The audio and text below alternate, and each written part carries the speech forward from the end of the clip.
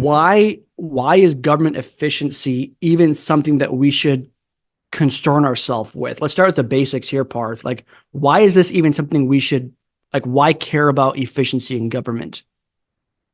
Yeah, so I'm excited to be on, and I know Zola is planning on hopping on soon. I think she'll have some interesting points on it. But I think, one of the things we hear a lot from, I think a lot of the local governments we speak to and hear from is the big challenge that I think is coming down the line in the next 4 or 5 years is just, there's a continued increase in demand and uh, desire for more services, more customer service. And it feels like almost every manager we ask, um, it boils down to really uh, a concern that there might not be as much capacity on the staff side, and hiring it continues to be difficult. And so I think people are trying to get creative with, how can we make our staff life easier, right? So the same way we may have been thinking about um, handling 100 applications, and maybe we needed, five folks spending all their time reviewing those applications. Maybe with some efficiencies, we can actually free up the fifth person to spend some time more on like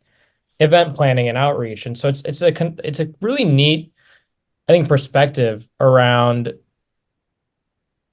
I think, a question that hasn't been asked enough for retention and recruiting and all of that, which is what parts of the job are best suited for staff or humans, and then which part is focused for or could be automated and helped out with certain AI tools. So that's kind of the overarching theme, and happy to kind of dive in a bit deeper there. Yeah, I think it's a great perspective, especially as we're dealing with having to do more with less. And part of this is kind of coming out of the 2020 year and 2021 with the pandemic and things like that. And two, I think, and maybe Randy, you can speak to this too. Randy Kress from Rowan County, the CIO here, would love to have you join this conversation too, Randy, is on the idea of, okay, so we want to gain efficiency in government, and we see the need for it from an internal operations perspective, right? Where we're having to do more with less, and as the retention and things like that Parth mentioned too. Randy, I'm curious as to what are you seeing specifically around the idea of maybe the external demands that are coming on to local government, like what the people in Rowan County are expecting and how they expect you to deliver services, and why efficiency in delivering those services is important. Kind of setting the foundation, the groundwork for why is it desirable per se? Why is this something that we even care about? And so Parth talked about the internal pressures of it. What are you seeing on the external pressures about efficiency and the need for efficiency, maybe specifically in Rowan County too? Sure. Yeah, happy to be here. And I would say one of the main items driving that externally, you're always tasked to do more with less budget dollars. And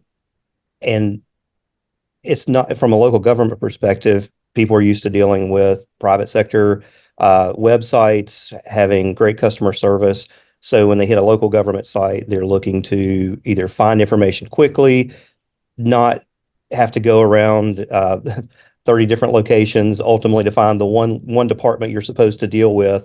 And then when you do hit that department, you're looking for information quickly. And typically we understand that, there's the 90% rule, everything's going to be good. And then there's that 10% where you're dealing with exceptions. So how can you quickly get through and find an answer to those exceptions to get that particular citizen or constituent, information they need so that they can, have their government service work completed, whether that's paying taxes or trying to find, a particular book at the library.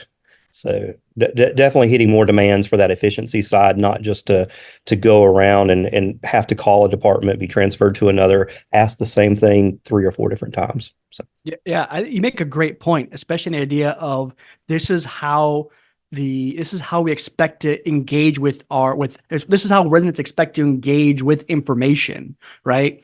And we saw this, we can use a parallel too. We saw this happen with social media when it first came on. At first, local governments or government in general, public sector was very hesitant to adapt and adopt social media. But now we understand that that's where people are. We want to reach where people are.